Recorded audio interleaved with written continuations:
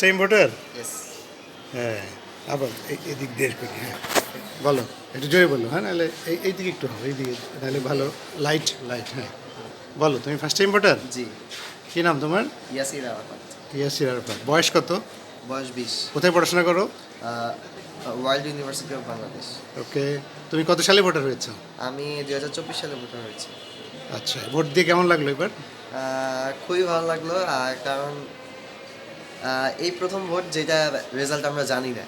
আচ্ছা, তো একটা মানে আনএক্সপেক্টেড রেজাল্টের আশায় আমরা থাকবো।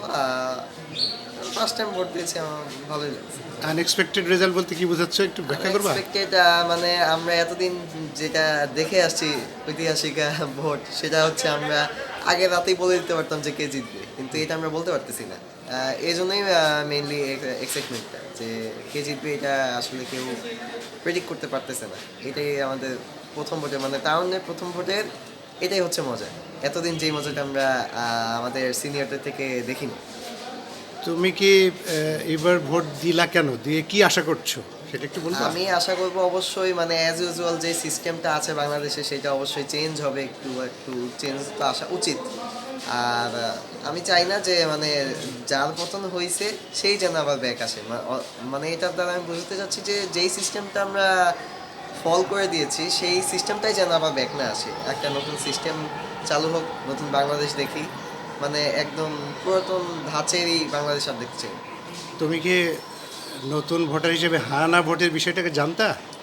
জি, অবশ্যই আমি আন্দাজ রেখেই তারপরে আমি ভোটটা দিয়েছি। মানে ওইটা কেন বলতে পারো, একটু হালকা ব্যাখ্যা করবা? এটা হচ্ছে বাংলাদেশের এখানে 84টা লিস্ট দেওয়া হয়েছে, সেখানে বাংলাদেশের সংস্কারের পক্ষে অথবা বিপক্ষে আমাদের কিছু চুক্তি দেওয়া হয়েছে। আমরা যদি এটার পক্ষে থাকি বা সংস্কারের পক্ষে থাকি, তাহলে হ্যাঁ ভোট দিব। আর যদি আমাদের মনে হয় না আমরা এই সংস্কার চাই না বা আমরা আগের বাংলাদেশটাকেই দেখতে চাই, তাহলে না ভোট দেওয়ার অনেক সুযোগ আছে। তোমরা কি সংস্কার চাও? অবশ্যই সংস্কার। রাষ্ট্র কাঠামোর সংস্কার চাও? অবশ্যই সংস্কার চাই। আর তোমরা কি ভবিষ্যতে এই যারা ইলেক্টেড হবে তাদের কাছে কি এক্সপেক্ট করো? আমরা আশা করব যেন মানে এই তো যেটা বললাম যে আগের ধাঁচের যেই সিস্টেমটা ছিল সেটা যেন ফলো করা না হয়। আর আমাদের আগের যেসব সরকারগুলো মানে যেই মানে পথে চলতো সেই পথ নতুন থেকে সরকারের যেন- কাছে চাওয়া কি? হ্যাঁ, সেই পথ থেকে যেন বের হয়ে নতুন কিছু করা যায়। নতুন সরকারের কাছে কি চাওয়া তোমাদের? অবশ্যই চাইবো আমরা যেন বিচার ব্যবস্থা ভালো হয়, হুম, দেন শিক্ষা ব্যবস্থার একটু উন্নতি করা হয়। হুম। আর আর যেসব হচ্ছে যে নর্মাল ব্যবসায়ী যারা তাদের তাদের আশা তো থাকবে যেন চাঁদাবাজিটা রোধ হয়। তারপর মানে কেউ কোথাও ব্যবসা করতে গেলে যেন মানে পরাধীনতার শিকার না হয় অথবা Okay. কোনো হ্যাসেলের শিকার না হয়।